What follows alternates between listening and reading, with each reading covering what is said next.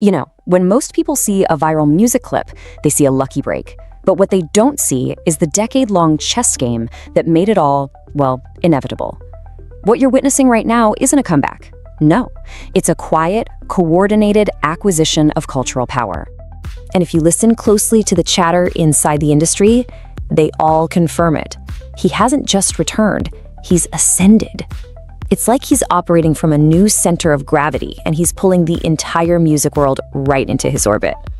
So that brings us to the real question, right? How did a poet from a small town in Ireland manage to orchestrate a global movement right under the noses of the pop music machine? And is this entire campaign actually designed to secure the one prize the establishment refused to give him 10 years ago? To really understand the scale of this whole operation, you have to go back to the ignition point.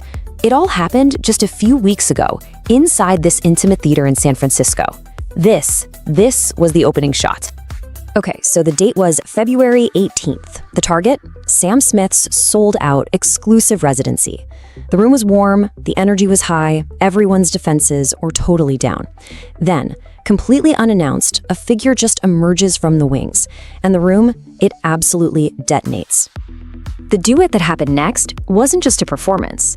It became a piece of cultural currency. In under a week, it was trading at a valuation of over 40 million views. And that's just on TikTok alone. And here you can see the fallout. People didn't just call it a great song. No, they were describing it as soul-shaking, a spiritual experience. This wasn't just a duet, it was a hostile takeover of the timeline that just fundamentally changed the stakes for what a live performance could be. But look, a shockwave like that, it doesn't come from nowhere.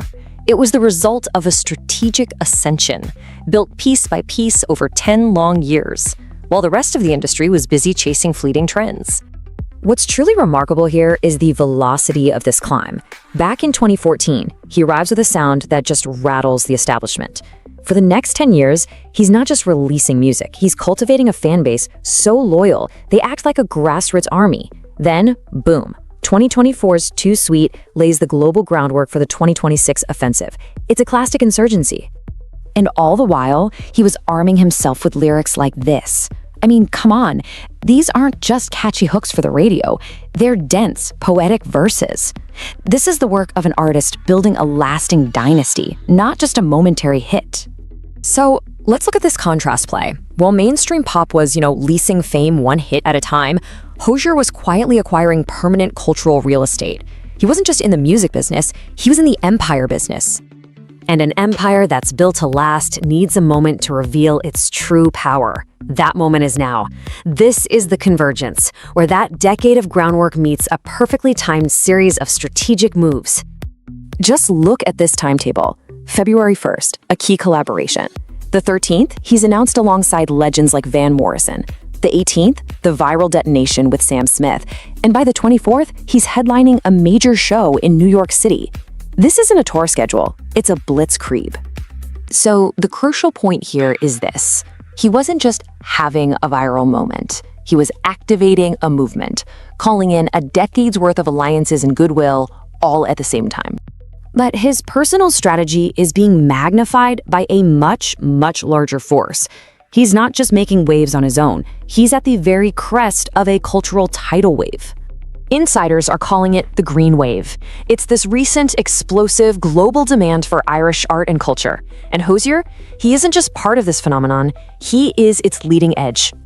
For decades, pop culture was really dominated by what you could call cultural Britannica. But in an era of deepfakes and algorithm-generated hits, audiences are craving something real. The Green Wave, with its unapologetically authentic voices, offers exactly that. And that authenticity isn't just refreshing, it's become a premium commodity. And all of this, the viral blitz, the decade of groundwork, that cultural tidal wave, it all leads back to one final unanswered question: the reckoning.